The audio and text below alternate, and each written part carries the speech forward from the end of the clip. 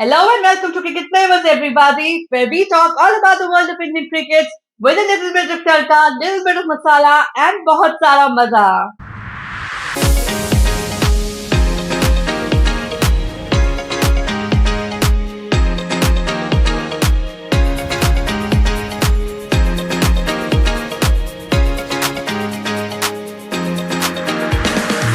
And then we come to Gujarat. Gujarat Titans are a little heartbroken because obviously, having lost their captain Hardik Pandya to Mumbai, they have now made Shubman Gill their captain, which is an interesting move because he's still very young. However, if it does work out, it is going to be a very big advantage for them because then they have a captain for the next 10 years because I'm sure Shubman Gill has at least that much of play, left in him. And then not to mention the fact that he is already a very established and flamboyant player. So if he does come out to be a great captain, they have their captaincy sorted for the next many years to come. But the loss of Hardik Pandya is going to play out, is going to impact somewhere or the other the kind of bowler that he was, what he brought to the team till last year that made it to the playoffs. Despite player like Matthew Wade, Kane Williamson, I personally feel that GT lacks that edge. And it would be a very big surprise and some great performance by Shubman Gill, who is probably going to be their star performer, their X factor, that would probably be able to take them to the playoffs. So again, I would mark them somewhere in the top 6, top 7. I'm not so sure that this team would make it to the playoffs. Now we come to SRH, the team that made the most expensive purchases in the IPL auction last year. SRH has always been a very good team on paper. On paper, though, they have a star-studded team. They go and buy some really expensive players. They do some really interesting cutthroat bidding when it comes to the auction. हमेशा बहुत ज्यादा पैसे लगा के strategic तरीके से लगता है कि एक टीम बनाने की कोशिश करते हैं, लेकिन आज तक कितने भी आईपीएल्स में उन्होंने कोई वैसा मार्क नहीं एस्टैब्लिश कर पाए हैं जैसा उनकी टीम से एक्सपेक्टेड होता. Now what have they done this year? They have named Pat Cummins as their captain. So Adam Akram is still in the team, but Pat Cummins is the captain, which obviously made sense because इतना पैसा खर्चने के बाद तो obviously Pat Cummins को उनको captain बनाना ही होगा. And not to mention that Pat Cummins is the winning World Cup captain. So it makes sense to make him the captain of the team. But unless and until Pat Cummins plays a kind of bowling that just knocks his opposition out, again, the kind of team that they are on paper, I still feel that they lack that X factor and they will also not be really competing in the playoffs. It'll be a surprise to me if they are able to make it to the playoffs. And now we talk about Delhi. The one most wonderful thing about this team is that Rishabh Pant is back. Oh, thank God he's back. This is like a second life for him, not just a second innings, because, oh my God, that accident that he went through, itna harrowing experience. To come from that and to be able to get into international cricket again, big, big deal. Hats off to the man. लेकिन उनका वो performance जो accident से पहले था, the Rishabh Pant that we know, that we knew back then, is it going to be the same guy? Especially in terms of captaincy, in terms of batting, in terms of wicket keeping, that remains to be seen. So it'll be wonderful to watch him, and if it is the same Rishabh Pant that we have known for all these years, then that's a good news for the Indian cricket because we cannot forget Gaba. And then they have Akshar Patel and Kuldeep Yadav. Now these two can be a little bit tricky, especially on slow wickets like the one in Lucknow. To be able to play them is going to be difficult. It's not going to be easy. Kuldeep Yadav की Chinaman deliveries, वो जो unorthodox bowling करते हैं जिसके आगे या कभी पाकिस्तान और कभी अपना इंग्लिश टीम ढेर हो जाता है, वैसा ही परफॉर्मेंस हम एक्सपेक्ट कर सकते हैं किसी भी टीम के अगेंस्ट. So IPL में Kuldeep Yadav will definitely be a bowler to watch out for. But will he be the X factor that pushes DC to the top 4? Well, that remains to be seen. And now we come to Army KKR. Well, I'm not. I'm RCBN. But KKR. Kolkata's team is also a very formidable one this year. Under the captaincy of Shreyas Iyer, who has had some ups and downs, some highs and lows in the past few months, because he was a good player, had an amazing World Cup, but then all this controversy about the contract, the BCCI contract and all that must have gotten down a little bit. However, nothing to take away as a player from him. He is amazing. His captaincy has also been pretty decent. And since he has a point to prove to the BCCI, you never know how dangerous he can be. And then they have Rinku Singh. Ever since that match against GT where he put those 5 6s, he has been in the limelight and he has only grown as a player.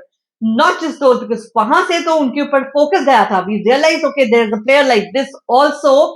And then when he came to the Indian side, the way he performed in the T20s against Australia and then the Afghanistan T20s, he is already a definite part of the team.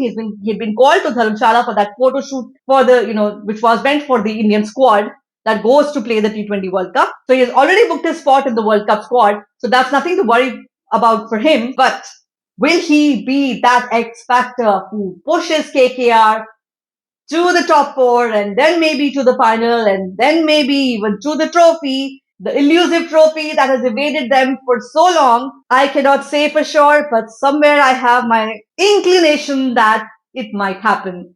So yes, I'm going to name KKR one of the top four teams for sure in my personal opinion. And also, how can forget Mitchell Starc, IPL auction's most expensive purchase? His bowling and Rinku Singh's finishing batting definitely will provide the edge that KKR definitely needs. Now let's come to Mumbai. Having won enough and many titles in the past 16 years, they have been lacking a little bit in the recent past.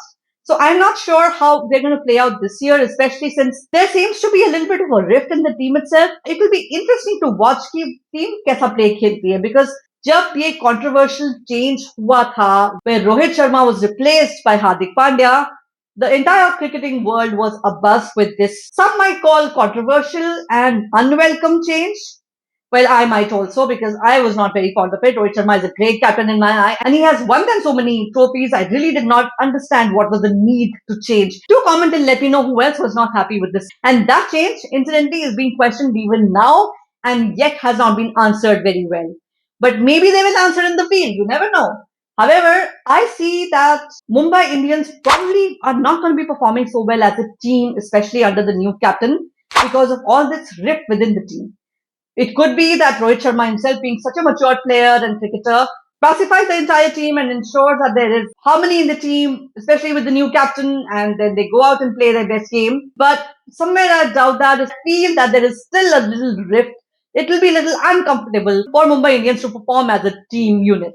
Not to mention, Surya Kumar Yadav is out because of his injury. He did share that heartbroken emoji in his Instagram story the other day. And even I'm heartbroken because, oh my God, he's such a wonderful player to watch, especially in the T20 format. There is also a question on Jasprit Bumrah and whether he will be bowling this season, because there was an article by Glenn McGrath which said that actually Jasprit Bumrah should take a break, should take an off season this year, because the kind of bowling action that he is very prone to injuries. So it probably is necessary for him to take that break now, because we would definitely want him in that T20 squad. I mean, he's the best bowler in the world for a reason. So if for those injuries, or he cites that as a reason and does not play in this season, that also remains to be seen. And now finally, we come to Royal Challengers Bangalore, my favorite, your favorite, and the favorite of fans across the globe. A star-studded team, and if you ask me, it's the showstopper in this entire event of IPL.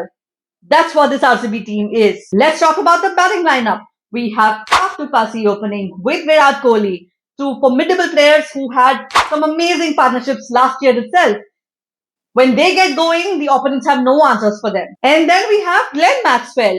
Who can forget that 200 he made in the World Cup match against Afghanistan? According to some, the best innings ever. I feel so too. The best World Cup ODI innings for sure. And then we also have Rajat Patidar, who has a point to prove, because he was not able to perform so well in the series against England and was replaced by Devdutt Padikkal. I'm sure he has a thing or two to say and prove to the selectors, to BCCI, to the world, to himself, and hence he will definitely be a force to watch out for. And when it comes to bowling, we have Siraj.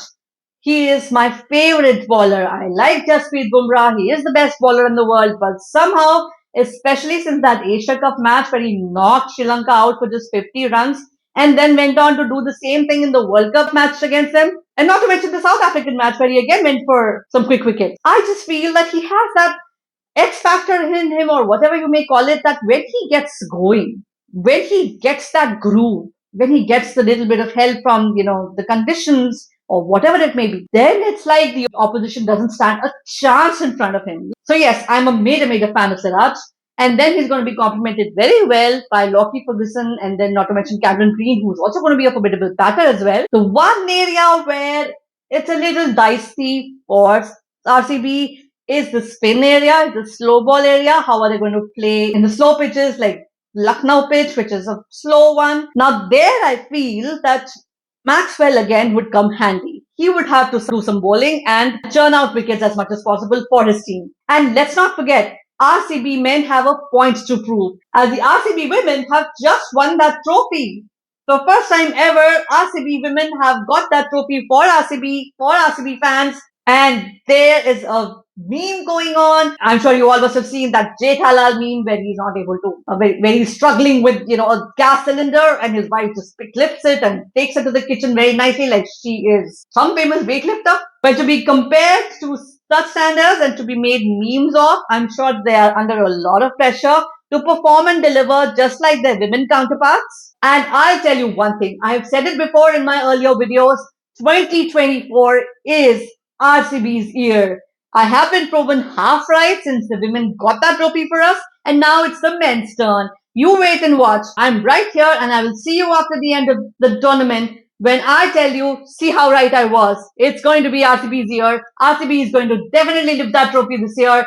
We're going to have another event where we are going to take the trophy across Swami Stadium, and the fans are going to go berserk with the chants of RCB. And that's my prediction for this whole tournament. RCB is going to win it no matter what. I am rooting for them. I'm sure so are you. So on that note, please subscribe to my channel, like my video, and I shall see you in the next one.